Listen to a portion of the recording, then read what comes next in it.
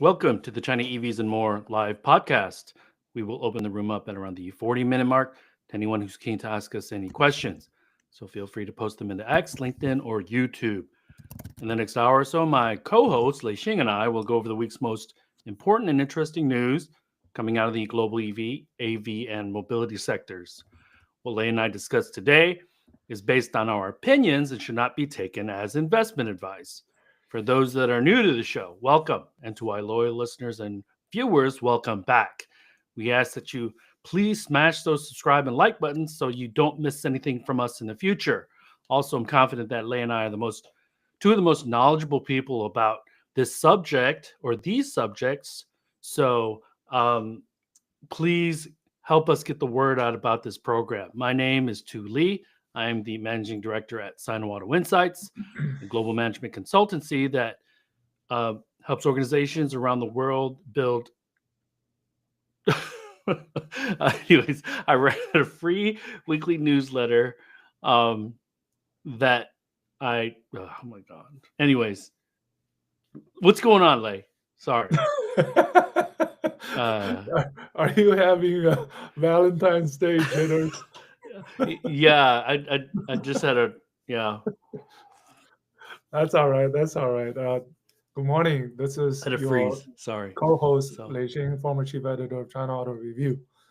And this is episode 198. Welcome to a special Valentine's Day edition of China EVs and More. And let me stay on the love theme for a minute. And here I go for my monologue. Roses are red, violets are blue. BYD God's Eye smart driving better than you do. No love between Nissan and Honda as they terminate their plan to combine. US automakers not getting a lot of love from Trump. Love is in the air between Chang'an and Dongfeng, China's two centrally administered state-owned automakers. Xpeng loves UK and hopes UK love it back. Oh, and everybody loves DeepSeek.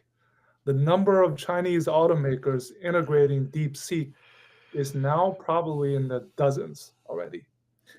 And just now, Zeekr and Lincoln Co. is officially under one roof. It's actually one of the bigger integrations in China's auto industry in recent memory. So there we go. That's the opening monologue. And oh man. So what do you want to start, Lei? well, big story obviously with BYD. I mean, I think it's been talked about earlier this week. You've been quoted, and you wrote about it. I kind of wrote about it a little bit. About So this. let's backtrack for the people that have been busy doing everything else except reading and listening to us. On Monday, BYD had an announcement. This is a one-off because they normally don't have anything like this scheduled during this time frame, correct? Mm-hmm. Mm-hmm. So I bring that up because Apple always brings out the iPhone in the September timeframe. There's always the WWDC. So this is new for BYD.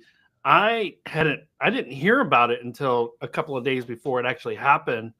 And normally you and I have pretty reliable moles, but this was something that really surprised me, although I'd written about it a year ago and talked about BYD democratizing this. But can you tell everybody what happened on Monday at 7:30 local Shenzhen time? I'm trying to pronounce that word correctly. Democratization. Did I pronounce it correctly? Democratization is exactly the key word here of not electrification. BYD has already done it. Democratization of smartification.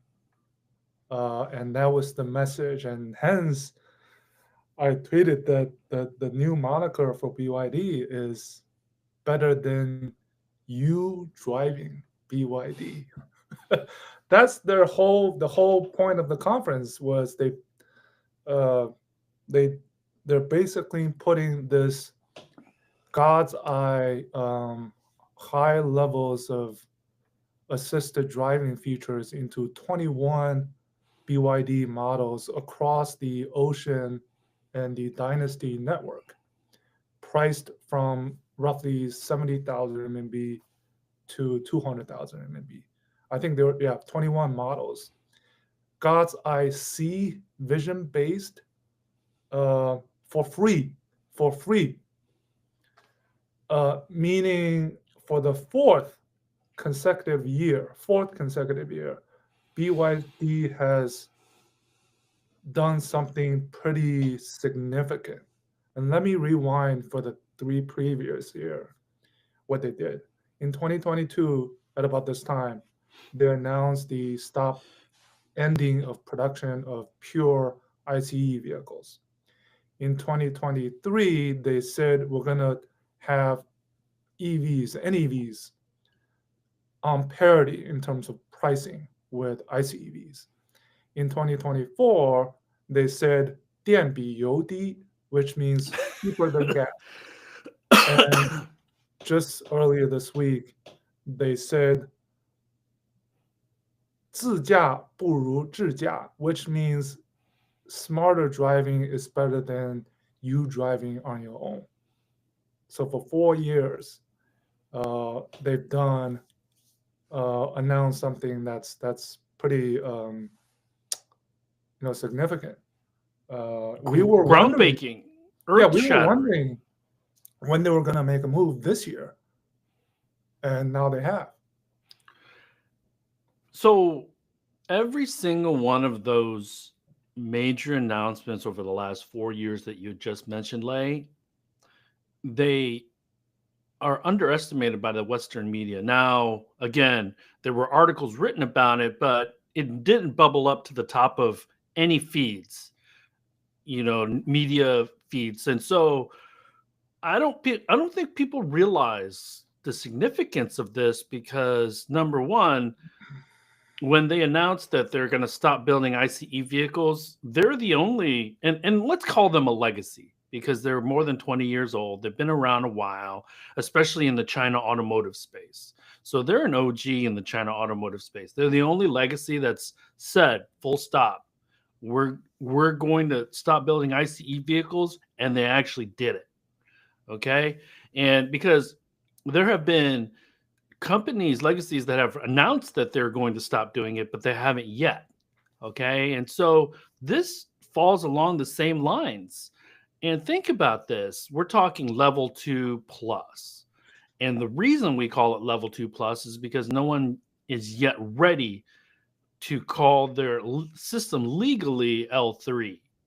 And so when you say for free, I look at that in a different way and say it comes standard.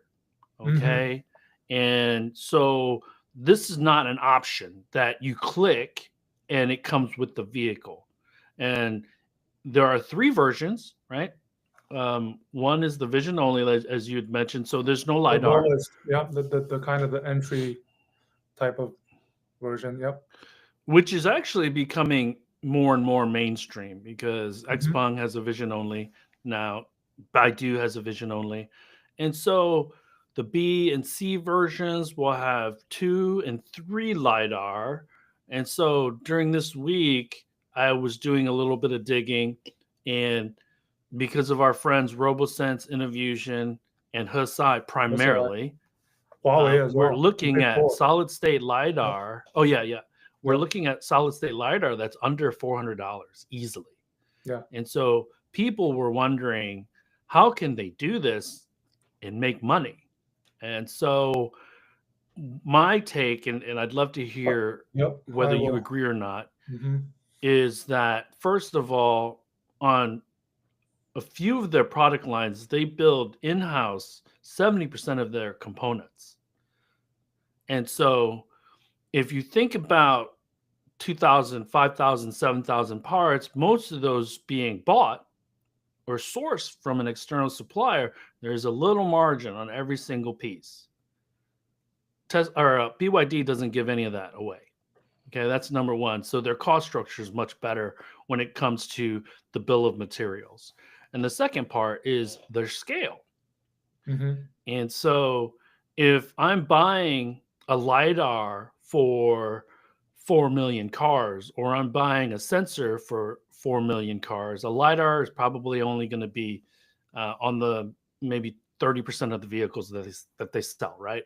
But if I'm buying sensors and I buy 4 million of them, my cost structure is going to be crazy, crazy cheap. So, and I create leverage with the supplier, because if I move that business over to somebody else, 4 million units of anything is going to, taking away 4 million units of anything is going to hurt these suppliers. So what are your thoughts on why you think they're able to do this for free?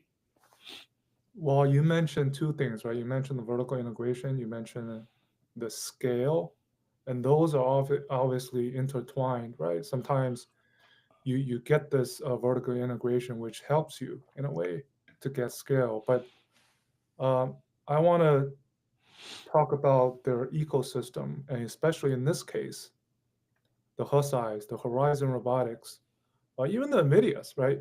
The RoboSenses. In 2021, 4 years ago, BYD signed separate strategic collaboration agreements with RoboSense and Horizon Robotics. This was 4 years ago. So in those 4 years, things are happening that we didn't know about, that this has been preparing.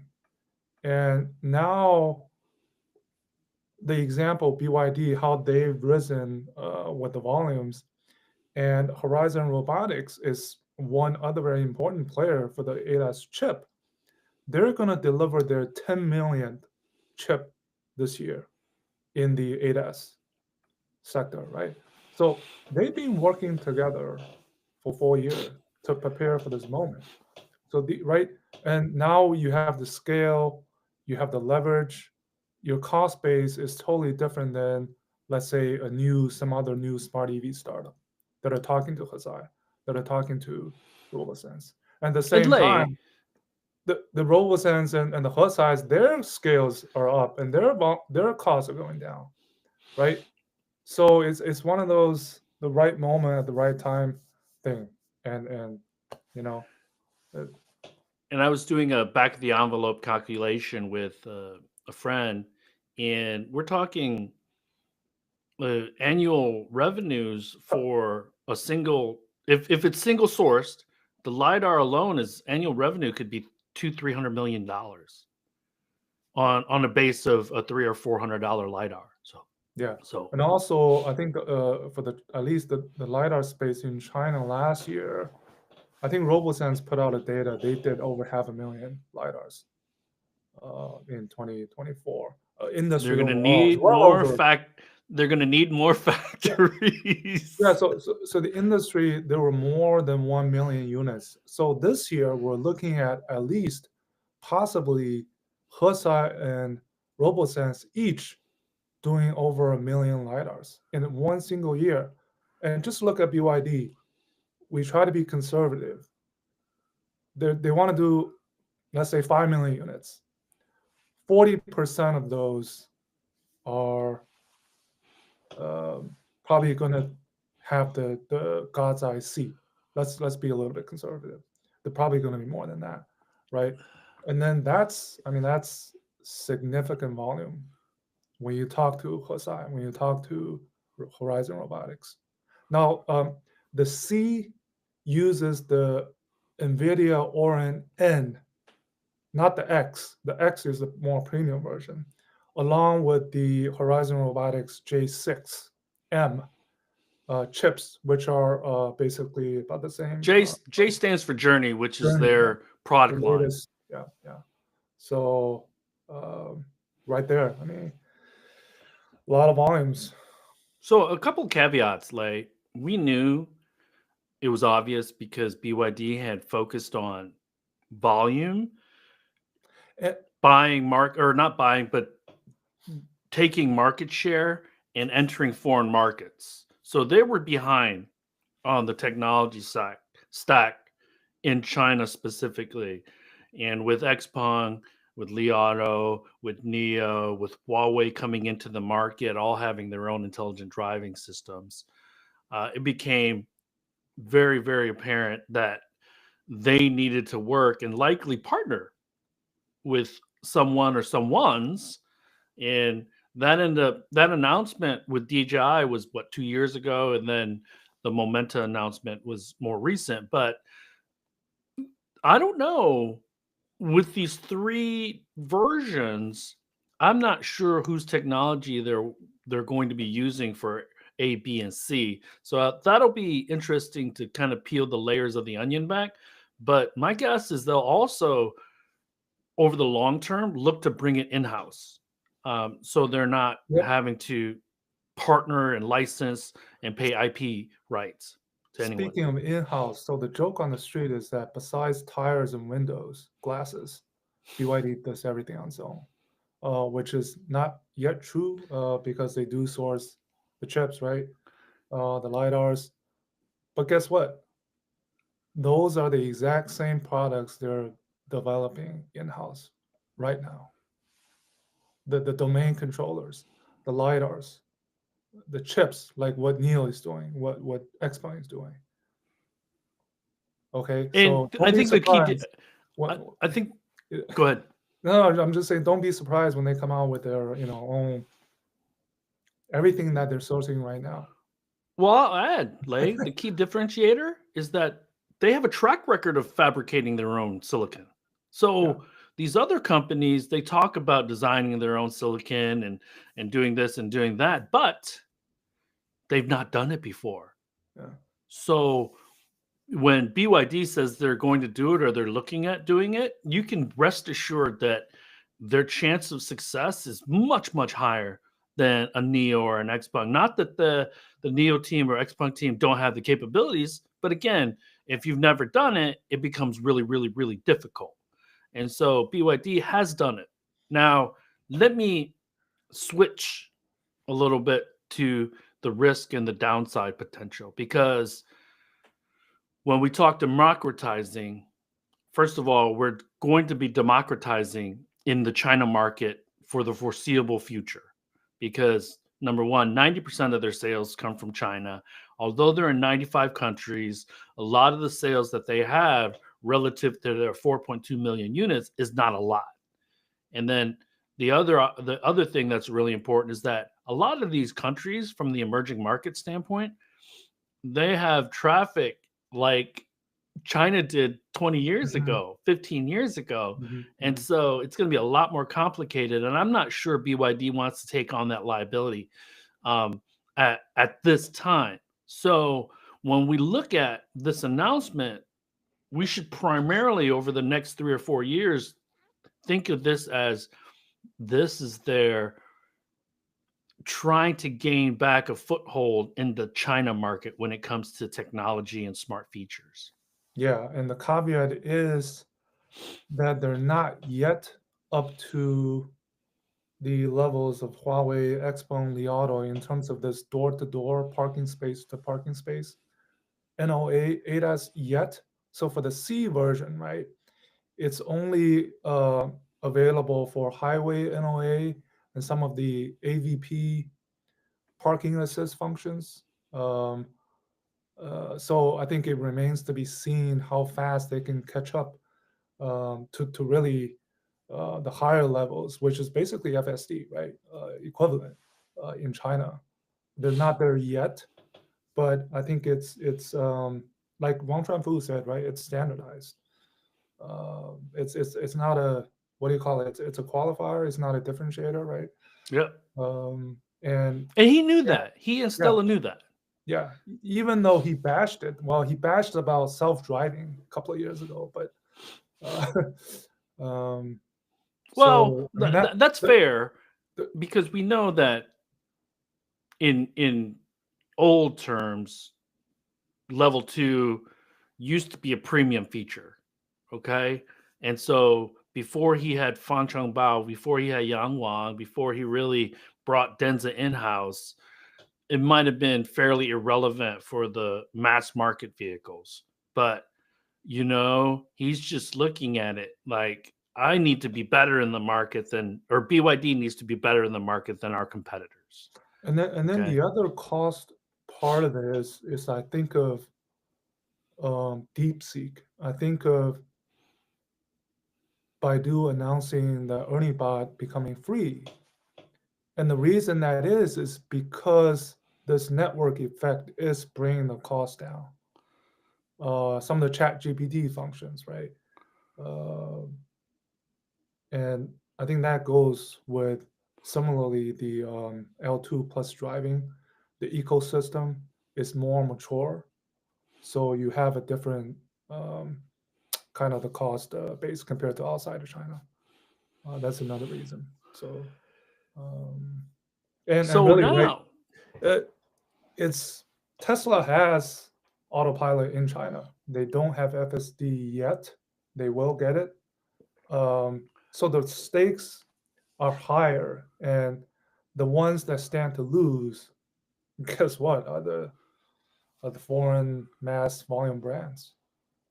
So let's change gears a little bit. Now, he made 2 announcements. He made level 2 plus being standard on all the 21 models, and then he announced the partnership with DeepSeek.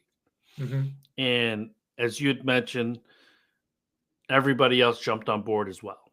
Okay. And so that also becomes a qualifier, not a differentiator, because they will all each be able to customize DeepSeek using DeepSeek as the foundational AI system for their products and their smart features, but it's not really a differentiator. Okay. And then the other part that's really, really important here is that if they're using Horizon in all this data now and they're using DeepSeek, will there be restrictions on that in Europe? There are already restrictions on it in the United States. So again, we're looking to bifurcation here. Or does BYD take on a separate strategy of not giving it for free outside of China? Because they might have to swap out silicon. They might have to swap out data centers. They might have to swap out AI, which increases their cost. So that's what's going to be really important to see over the next 3 or 4 years. What's their strategy of smart features and intelligent driving outside of Europe or outside of China in Europe? And there might be individual countries in Europe that say yes, and some might say no. So now the Biden administration is gone. And so does Trump keep the connected software restriction on US roads starting with model year 27? Does he keep that in place? Does he keep the hardware restrictions for model year 2030? Does he keep those in place? Because if he does, then it creates not only a hard choice for the Chinese EV makers that still want to enter the US, but it actually puts a Volkswagen or GM behind even more challenging, a more challenging situation. Now, Volkswagen, they've already decided we're going to use XPeng in country and maybe XPeng in Europe, but definitely use Rivian in the United States. So. Yeah, so I think regardless, it's going to be 2 different type of plays because the consumer base is different, the regulatory environment is different. The IP and privacy issues are different. So you're not going to get the same exact car, let's say a Dolphin or a Seagull, with the God's Eye C in China versus elsewhere in the world. Probably a little bit toned down. What a great name, huh? God's Eye. What a great name. Yeah, sounds better in Chinese. 天神之眼. Yeah. And the fact of the matter is that the Western consumers, they're not as sophisticated and demanding as the Chinese consumers, right? Well, I'd like to see the numbers Not though, yet. Lay, about people who actually use the system pretty regularly, right? But I do want to acknowledge and give, because we have friends at Li Auto as well. They did this 2-3 years ago as it becomes standard. Their intelligent driving. So this is not new. Why So- it's unprecedented is because BYD is the largest volume car manufacturer in China. So Yeah. So, and also speaking of XPeng, right? XPeng, their success is, in fact, part of the success is standardizing smartification on the P7 Plus. Right, a little bit lesser variant of it on the Mona MO3, but the pricing's there, and that's why they've had this recent success. Continue having and success. speaking of XPeng, congratulations to Brian, Sarah, and team. They successfully entered the UK market. They unveiled the pricing for the G6, about $50,000 US. Had a great event. Unfortunately, you and I were not there to be a part of it, but looks like they are taking very seriously the UK market as an opportunity. And what makes obviously the UK market unique is that it's a right-hand drive, so it's likely a similar vehicle that's getting shipped to Singapore and Australia. I think XPeng is right now one of the top companies when it comes to having both a good momentum, not only in China, but outside of China. It's very difficult to find someone doing that, right? The Chinese way of saying is 墙内开花墙外香, which means the flower is bloom inside the country, but it smells good outside. But in this case, it smells good inside China and outside China for XPeng. Right now, at least. But it's still a pretty delicate situation just because of the diplomatic changes that are happening all around the world. A lot of it being catalyzed by the Trump administration. So, and we can look at the UK market as traditionally an automotive headquarters for a lot of British brands, but they don't do much manufacturing there anymore, with the exception of some of the more expensive ultra premium brands. Yeah. But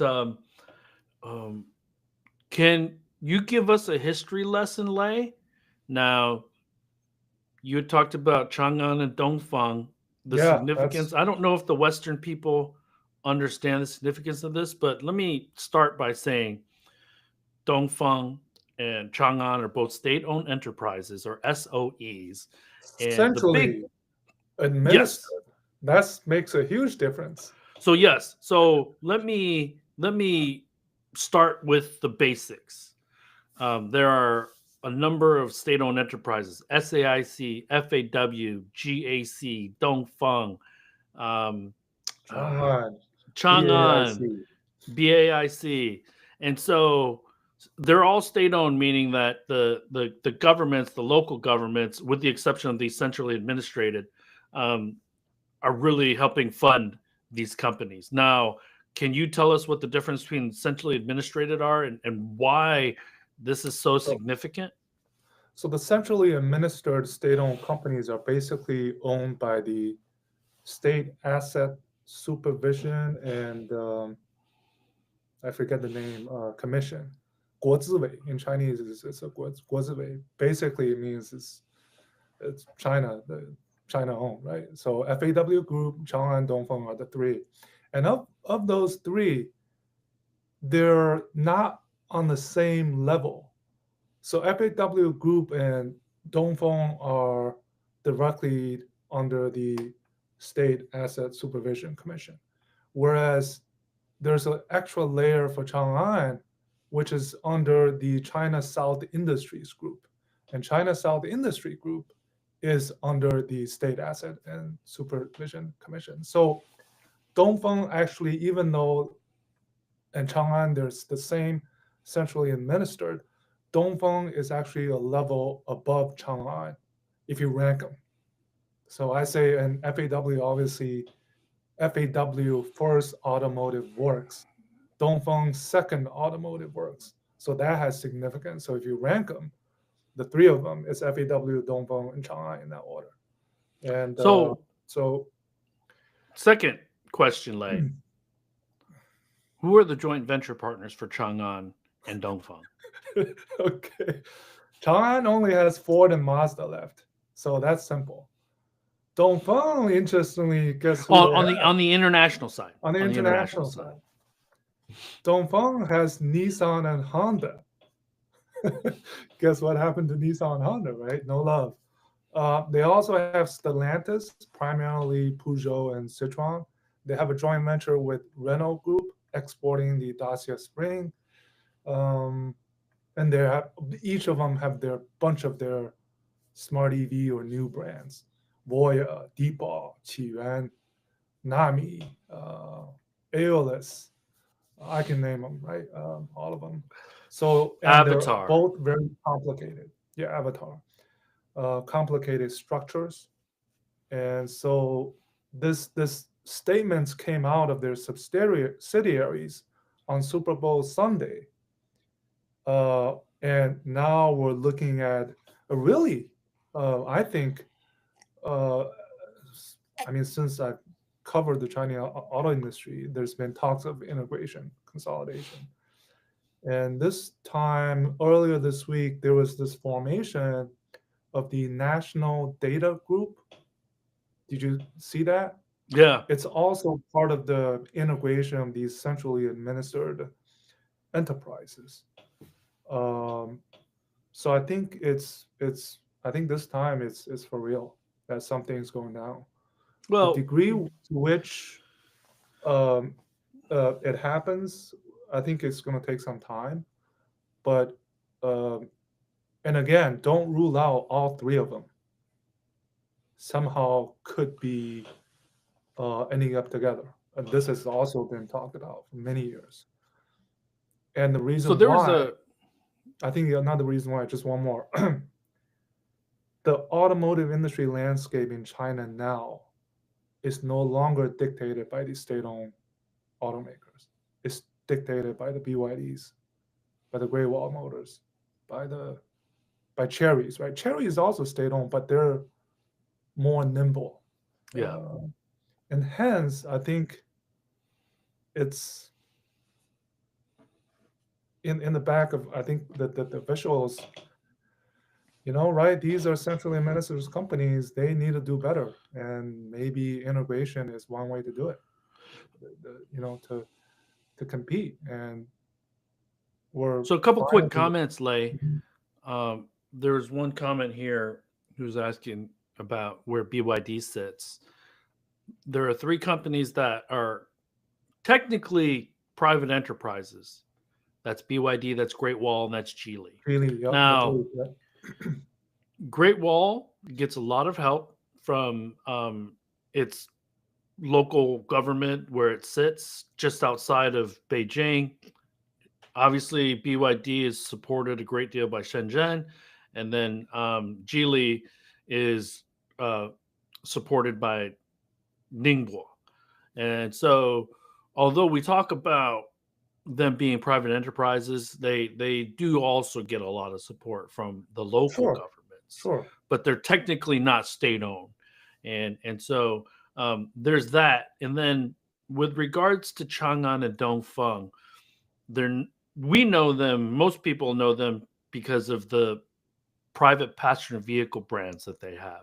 But they also have commercial trucking. Chang'an has huge military operations from the standpoint of helping build military vehicles. And so this is where it gets a little messy. And to your point, what is really important here, at least for the Western audience, is which factories are going to get closed, because that's the huge debate, number one.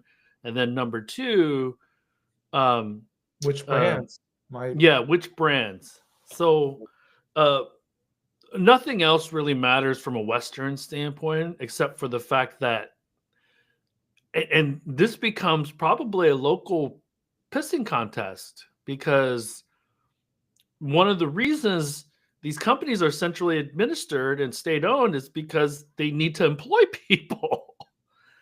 And so it's a prideful thing. It's going to be losses to their local communities where their factories are.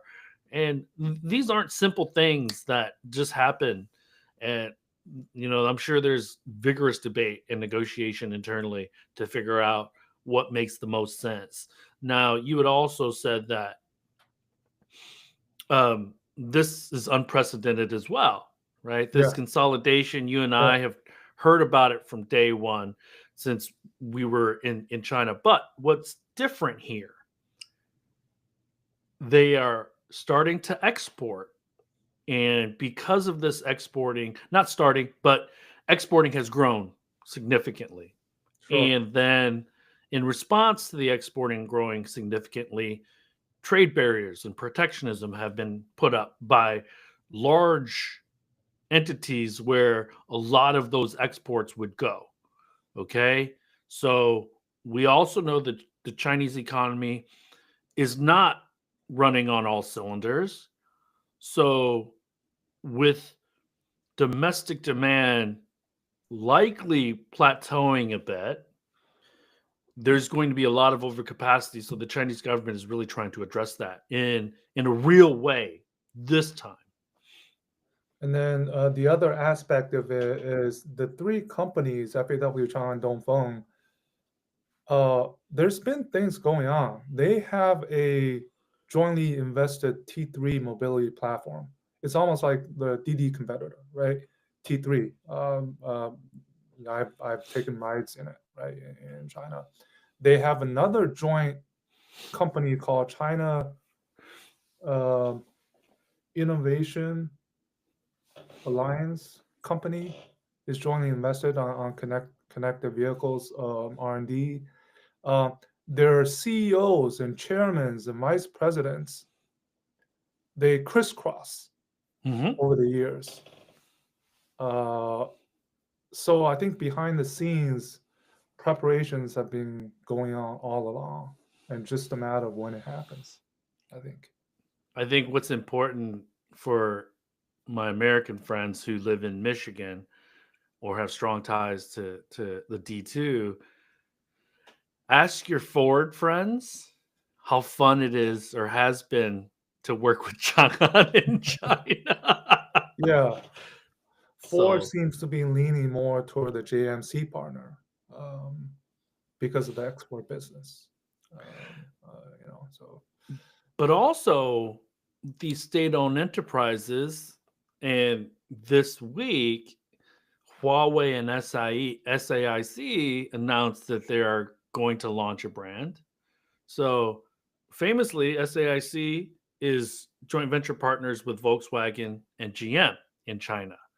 So these state-owned enterprises that have created these JVs, SAIC, FAW, BAIC, GAC, they're not waiting around. They're creating their own brands, and they're building vehicles that compete directly and are winning. Electric vehicles, battery electric vehicles, plug-in hybrids that are competing directly with their joint venture products. Yeah. And so let's remind the audience, Lei, Huawei has HEMA, and it's this consortium of brands, most of them Chinese. HEMA stands for Harmony in Motion. Intelligent Mobility Alliance. Harmony and say it again. Intelligent Mobility Alliance. Okay, so Avatar is part of that. Series is part of that. Now SAIC is going to be part of that. Who else is part of that? Well, GAC and Huawei, they're launching this new Xiangwang brand. It's an MPV. I think there's been pictures that have been shown. It looks like one of those Hycan, right? Another GAC brand that's resurrected. So, but yeah, I mean that alliance is expanding. You know, part of and it's part of the state-owned automakers' way out because they couldn't do it themselves. They used the help of Huawei, and the jury is still out on the BAIC, the Stellato, on the new Maxtro with JAC.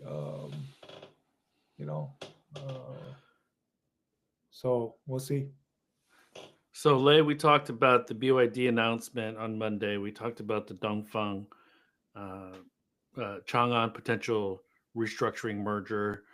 Is there anything else that we want to cover? Talked about XPeng. We talked about I mentioned Nissan Honda a little bit, but that blew up.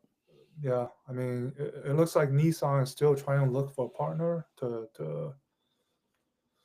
Don't sleep on Foxconn. Do not sleep on Foxconn. Yeah. But I've talked about this. I've said this. Do not sleep on Foxconn. Now, I was told that Nissan has about a year of runway before they run out of money. So yeah, they put out the numbers, right? The 400 billion yen. They want to cut costs, and they want to bring down the break-even point to 2.5 million vehicles worldwide. And they talked about closing plants in the United States. Yeah. So, and that's part of what's happening at Dongfeng.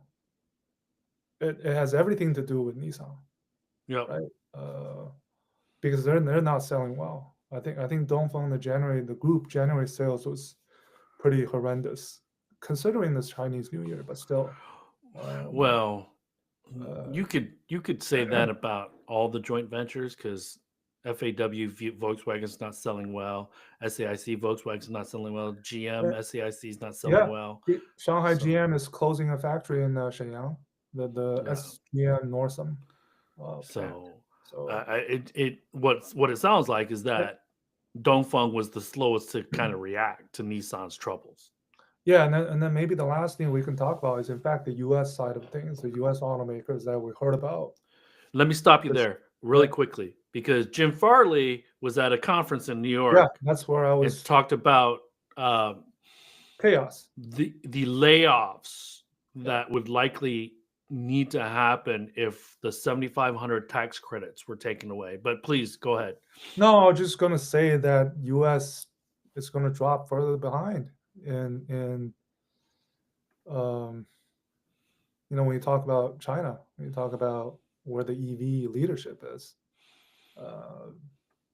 and the tariffs on both the Mexico and Canada on pause right now, but potentially coming back, and the steel tariffs, double, triple whammies for the U.S. automakers.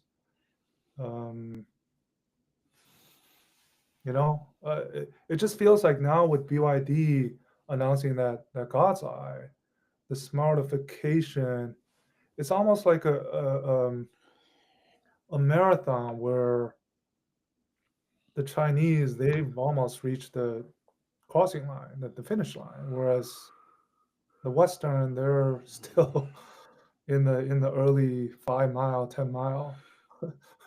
Running slowly. I mean, that's... The other thing that makes the China market a bit cleaner when it comes to technology being incorporated into the transportation system is that they have a 15-year scrap law where cars that are older than 15 years get scrapped. So in the United States, there's going to be cars from the 80s, 70s that are still on the road when Waymo has robotaxis, and these people are just not going to buy new cars. And so that's going to keep things pretty messy unless large cities restrict private passenger vehicle entry into city center so that the robo-taxis can really be the main driver of the transportation system, whether that's autonomous buses, autonomous delivery vehicles, or autonomous taxis. I think we're going to start to see that as the alternate for China, where within 20 years, every car in China is going to have level 2, basically. This year, so He Xiaopeng, he's talking about starting production of level 3 capable vehicles at the end of this year. So, and yeah. Well, and so a quick reminder that GM, Ford, Mercedes, Tesla all charge XPeng charges, NIO charges for their premium intelligent driving. And to hammer home the significance of BYD's announcements now, unless, and this is the key here, unless their systems are clearly superior, intelligent driving from a safety statistics standpoint, who's going to pay a premium or a large premium? I think people might pay a small subscription fee still, but nothing, because FSD costs $8,000 in the United States, $8,000. And so how does Tesla compete with that?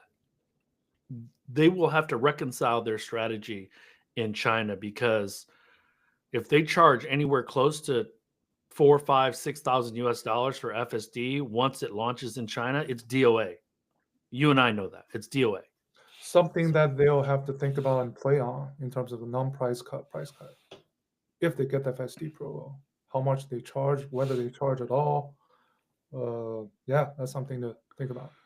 Well, they'll probably still charge, but maybe give you credits or something, so that on the books, on the balance sheet, it looks like they're generating revenue from the service, from selling FSD, but not really, right? Because Elon still wants to be able to say, "Oh, we're better service than everybody else," so that's why we're still able to charge, even though they might be offering a non-monetary or price incentive that gets people closer to zero in order to compete against the XPengs and the NIOs in the China market specifically. So, hey, let me see here. There's a question from SPX. Unless you have anything else? No, I think we talked pretty much. So hold on. The Super Bowl was terrible. I did like the Jeep commercial with Harrison. Yeah, I like that one as well. Yeah. So, that was at the very, very end. That was pretty cool. So Stellantis was the only automotive company that wrote the $8 million checks for those commercial spots. And then Bosch did a commercial, which I think was kind of a flop. Yeah, it was 30 seconds. That was weird. It was kind of weird. But we said we rooted for the underdogs, and the underdogs smashed. Yeah. I mean, we were in end of the first quarter, game was over. So, does BYD God's Eye system provide manufacturer side liability for any accident while autopilot engaged in terms of insurance? So. Yeah. Because it's still level 2, which means the driver pays attention and will be responsible. So that's the easy answer. All those regs are still evolving with regards to as more and more vehicles are capable of level 2+. So let me check on LinkedIn here to see if there's any questions.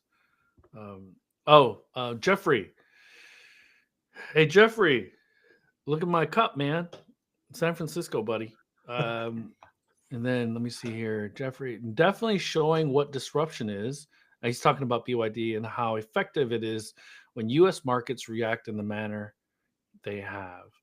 And then there was one or two comments on LinkedIn as well. And I don't know why they're not combined, but So Ishmael says a smart move by BYD to make technologies available to the masses that other OEMs only offer in their premium products or only at a surcharge. European OEMs will continue to face cost pressure and will have to come up with technological ideas. I think you're absolutely right, Ishmael. And then to Deanne, he had asked about the BYD and where they sit with regards to state-owned enterprises. We answered that question, and he is listening in or watching from Dubai. In Dubai, BYD just opened a new showroom where they invite people to come discover their vehicle and test their technology. Right on Sheikh Zayed, the main Dubai auto route. Yeah. And my good friend in Singapore, he texts me because he's from Philadelphia, or he went to school in Philadelphia, and he was like, "You watched that Super Bowl," and the next thing he writes was reading your newsletter. He said BYD is the number one brand in Singapore right now. So shit is real, guys. It is real. So, anyways, I don't have anything else, Lay. I don't have anything else either. So, everyone, as always. Now, did you have a snow day yesterday? We had a snow day. No, we didn't have a snow day. We had a snow day. Now it's super sunny. I mean, there's like 6 inches of on the ground right now, but yeah. I'm ready for winter to be over. Anyways, everyone, thank you again, as always, for joining us. Good morning, good afternoon, and good evening. We will talk with you all next week. And Lay, good luck to your daughter in the volleyball tournament. 4 straight weekends. I'm ready to take a break. All right. See you, everyone. All right. Bye-bye. Okay. Now, I will finish with